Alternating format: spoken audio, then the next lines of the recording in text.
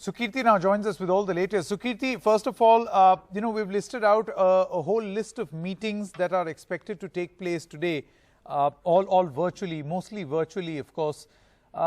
What really is the intention behind this meeting? The Prime Minister taking stock by talking to pharma companies, speaking to top doctors. Of course, the government seems to be aware of the manner in which the situation has developed. Is the purpose to look for some solutions that these industry leaders or doctors may have?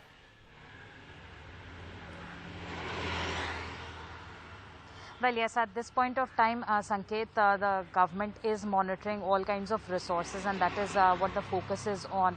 And that is why also we just saw a press conference earlier by the Health Ministry, which was strictly with reference to all the health resources, especially resources like medical oxygen. And that is why pharmaceutical companies, they are also with them also the ministry is staying in touch with them, and similarly the supply of medicines as well. So the taking stock of the situation, especially the resources now, Dr. V.K. Paul, who heads who is a part of the Niti Aayog and also COVID-19 task force, emphasized on how remdesivir, medicines like remdesivir and tocilizumab, for which there is a shortage being reported on ground, there has to be a certain rational protocol that has to be followed. Their use has to be rational. They should be given only to hospitalized patients and not to those who are in home isolation. And similarly, if we look at the medical oxygen also, for that the demand is higher during this wave in comparison to the earlier wave. So for that also we have to monitor its supply constantly. That is why the PM has held multiple review meetings over that,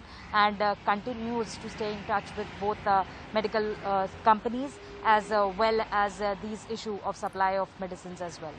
Yes, Sukirti, do stay on with us. Stay on with us because there are crucial aspects that we need to speak about. Sunil Prabhu is now also with us. Sunil, as far as the central government is concerned, even in our program yesterday on the Solution Summit, a lot of these chief ministers came out and asked for central assistance. I know the Prime Minister is going to meet with pharma leaders, pharma industry titans, and also top doctors. But at what point will the central government also be coordinating very closely with the state governments at a Prime Minister's level? Are we aware of that?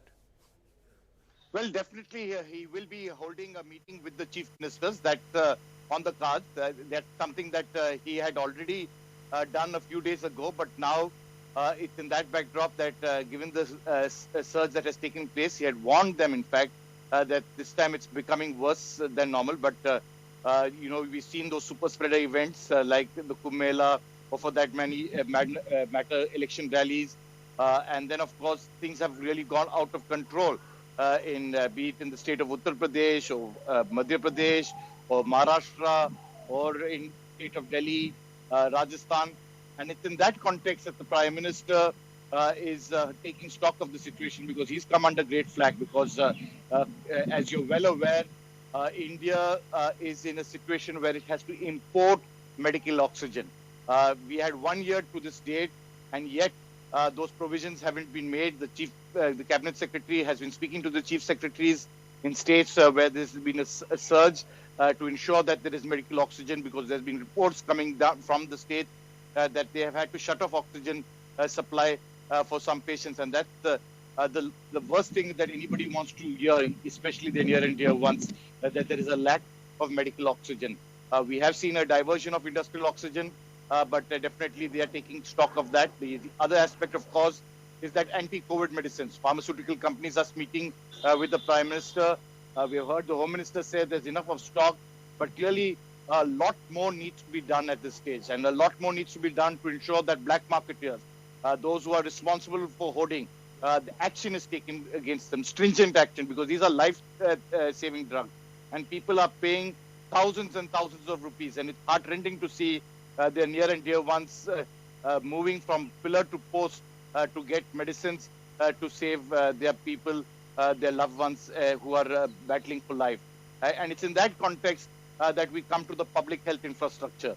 These are crucial issues where the government, for example, we have seen in the city of Delhi, that makeshift places which had been provisions had been made had been shut down. On whose orders were it shut down? Wasn't there enough of capability?